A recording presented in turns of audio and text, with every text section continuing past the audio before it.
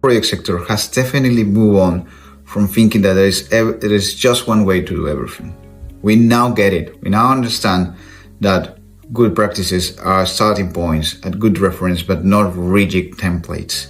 However, I reckon that there is still a big gap on understanding how culture quietly shapes how we deliver and manage projects. It's more than just technical adaptation. It's how people understand risk, how people communicate, how they feel about making decisions, and even what success means to them. We really need to bake on that cultural understanding into every part of planning and execution. If we don't, we end up with confusion, with pushbacks, and projects that don't hit the mark, even if they look good on paper.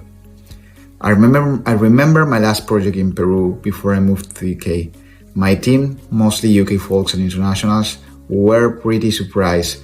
The Peruvian government's main way of judging a project was simply on how much budget you would spend. Benefit weren't as a big a deal unless you were spending your budget every year.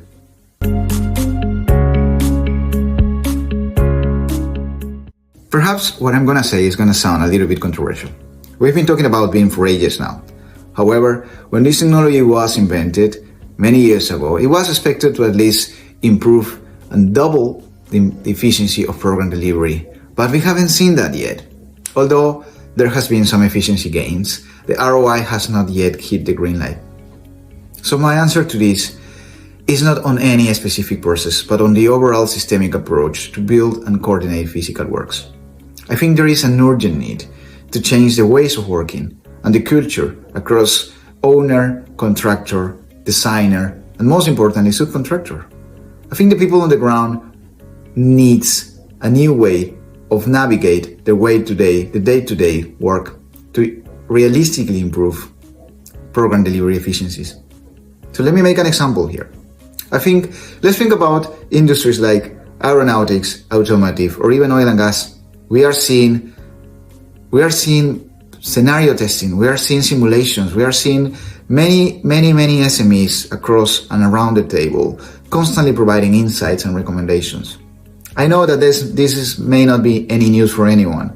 However, within construction, I think this needs to be reinvented on every new phase, every new cycle, every new site, not just for the ongoing team, but for specifically, and most importantly, for all the new players going on site.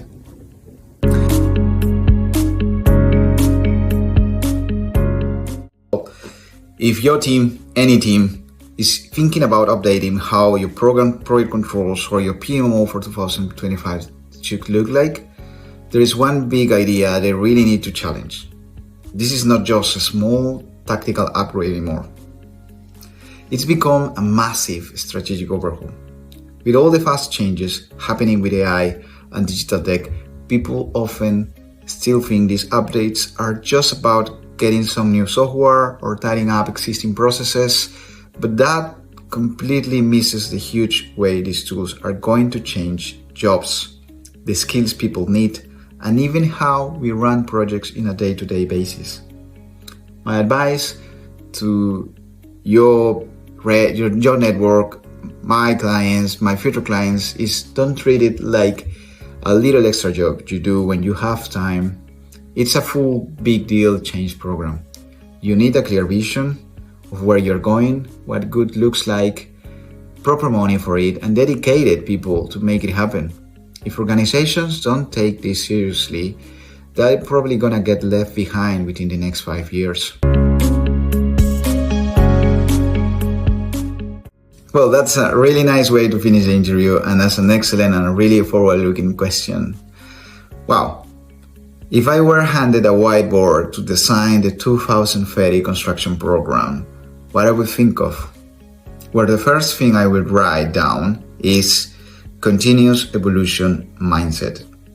In an industry undergoing such a rapid transformation, focusing on specific tools or even fixed principles would be short-sighted, as they are likely to be outdated long before 2030.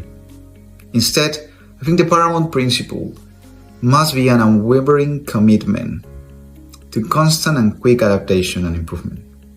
The mindset means being inherently ready at every stage and every cycle to challenge and refine our operating models, processes, and even our understanding of value. It's about building an organizational culture that not only embraces but actively seeks out opportunities to innovate quickly. Only those programs or organizations that can continuously evolve will truly thrive and deliver optimal outcomes in the next decade.